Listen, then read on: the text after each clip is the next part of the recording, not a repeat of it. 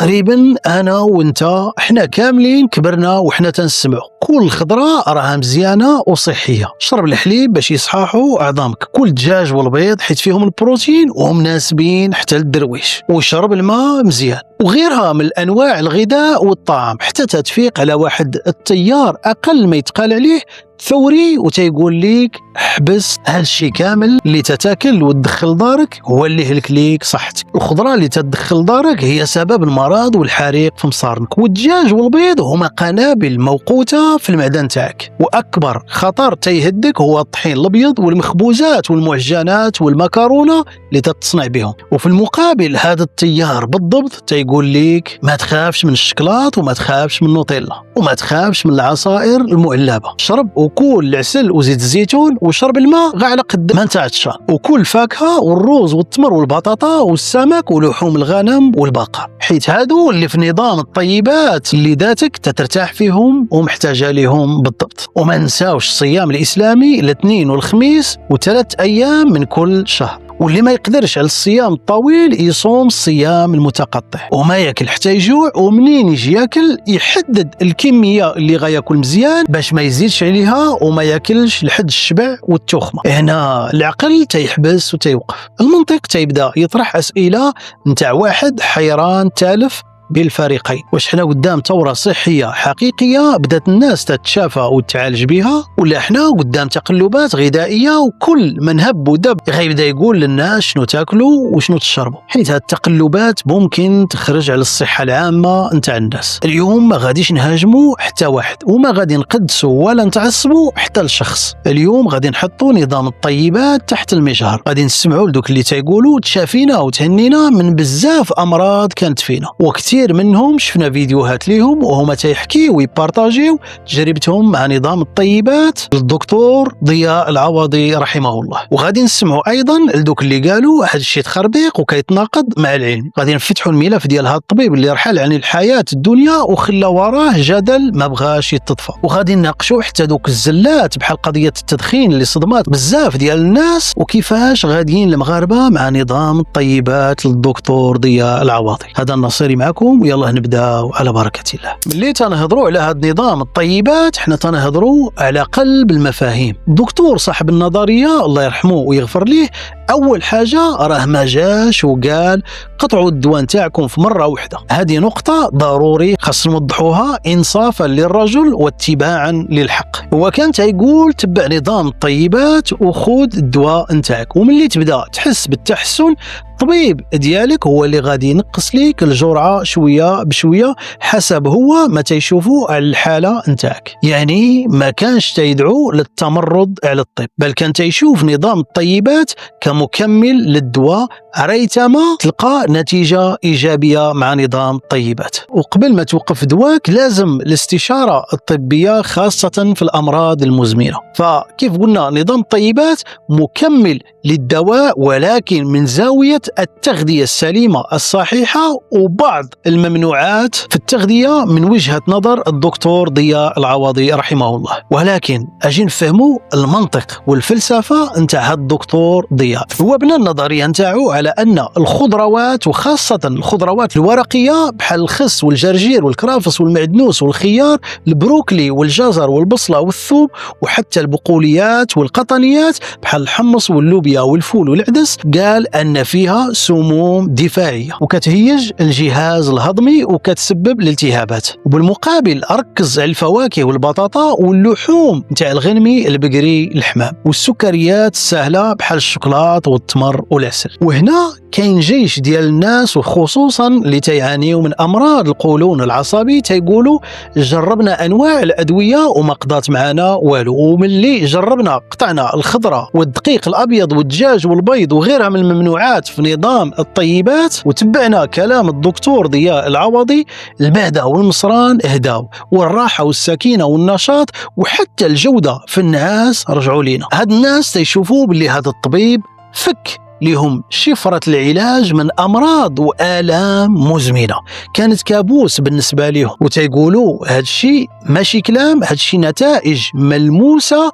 شفناها وعشناها من بعد ما تبعنا هذا النظام نتاع الطيبات. وطبعا راه كاين في الجهة الأخرى اللي تتقول أنه كاين ناس جربوا هذا النظام ووقع لهم إمساك حاد ومضاعفات وطلع لهم السكر بزاف بسبب الاعتماد السكريات والفواكه والرز واللحم والبطاطا وغيرها من المسموحات في نظام الطيبات. وفي الأخير نقصوا لهم فيتامينات أساسية كاينة غير في الورقيات والخضار وعناصر أخرى مهمة غذائية متواجدة في البقوليات والبيض والحليب والمشتقات نتاعو وكذلك في القطنيات، واللي هما من الممنوعات عند الطبيب ضياء العوضي رحمه الله. في هذه الجهة الأولى واللي فيها حتى دكاترة وناس متخصصين في التغذية يقولوا أن هاد الناس اللي طبقوا نظام الطيبات من غير استشارة طبية ومن غير ما يتأكدوا مزيان من مصدر المعلومة، خاصة الناس اللي عندها أمراض مزمنة وطبقوا هذا النظام وقعت لهم مضاعفات صحية يقولوا المتخصصين أنهم تعرضوا لتضليل غذائي. ودابا أجيو نشوفوا هذا الشيء في المغرب، مثلا الطاجين المغربي واللي هو بوحده متحف ديال الخضرة، تتلقى فيه الجلبانة، القوق، خيزو، اللفت، اللحم الغنمي واللحم البقري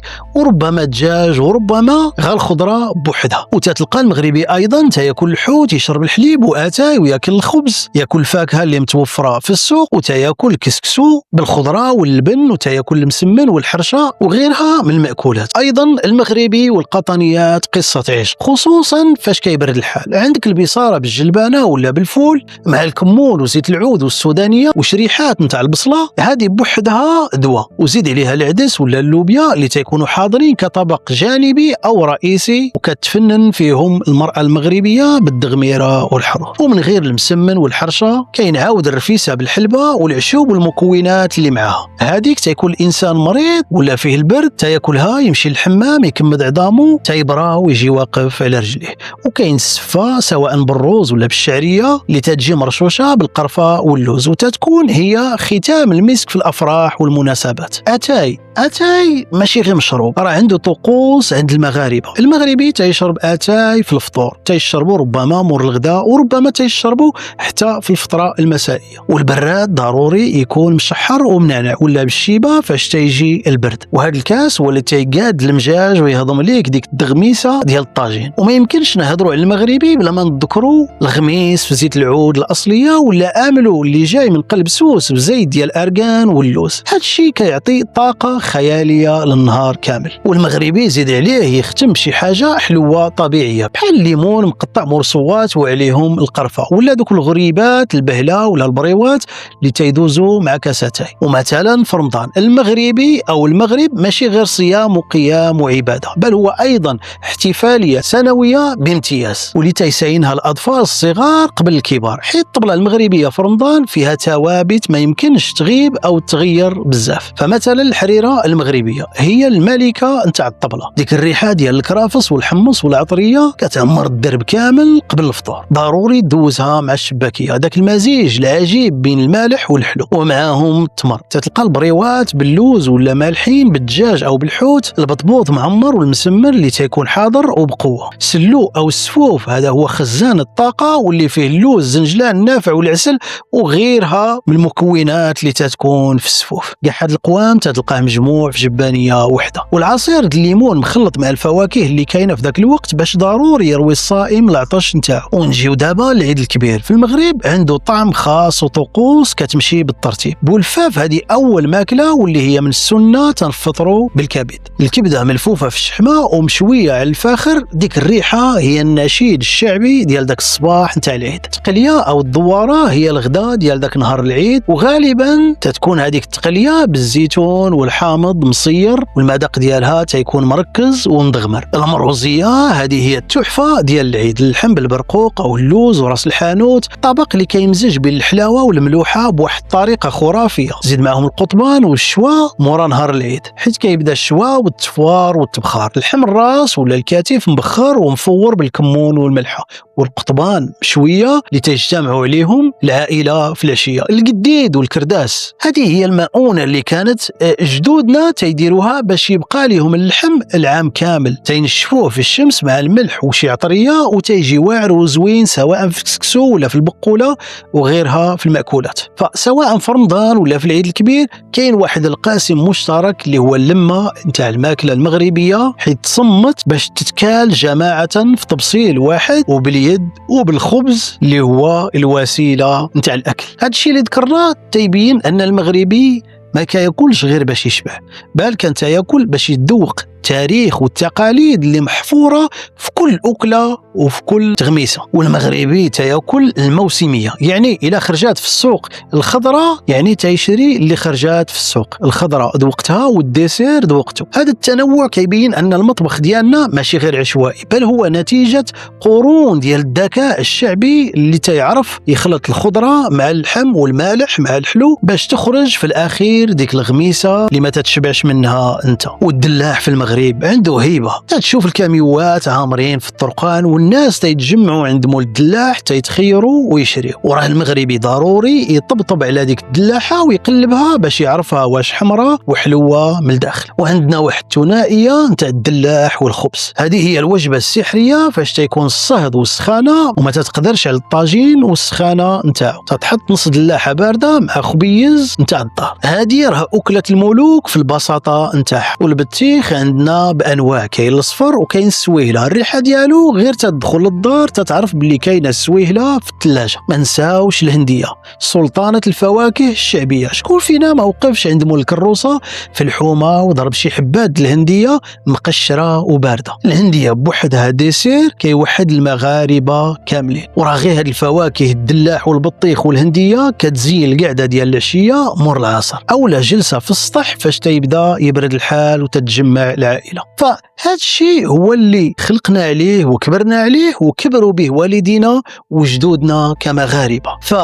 ملي تتقول المغربي قطع هذا الشيء وكل بطاطا واللحم والشكلاط النوتيلا والديسير وشرب عصير الحانوت وكل الحوت واللحم البقر والغنم وتبع نظام الطيبات، راه بحال كتقول ليه تنسلخ بالهويه نتاعك وثقافتك والماضي نتاعك. حيت المائده المغربيه ماشي غير نظام غذائي، بل هي ارتباط بالارض وبالتوازن اللي خلقه الله تعالى في الفصول نتاع السنه واللي عاشوا عليه جدودنا في هذه الارض. دابا خلينا نكونوا واقعيين ونحطوا هذه الهضره في ميزان العلم الحديث. ملي تتقول لواحد كل السكر والشكلاط والزيوت المهدرجه اللي موجوده في النوتيلا والعصائر المعلبه ومنعت عليهم الالياف اللي كاينه في الخضره، هنا المنظمه العالميه للصحه وعلماء تغذيه تيدخلوا في الخط وتيقولوا ان العلم كيأكد باللي الالياف هي الوقود ديال البكتيريا النافعه في الامعاء، وقطع الالياف نعم ممكن يريح المصران مؤقتا حيث تينقص من التخمر في البطن، ولكن على المدى البعيد. هنا الجهه الثانيه اللي ما متفقينش مع ضياء العواضي والنظام نتاعو طرحوا مساله اخرى، وهي انه مع الوقت ومع هذا النظام ممكن هذه البكتيريا النافعه اللي تنفع او تنتفع بها الجسم وعندها دور كبير في جسم الانسان ممكن تقتل وتموت. ودابا غنجيو لنقطه الدخان السجائر، وهنا لازم نوقفوا وقفه الصراحه.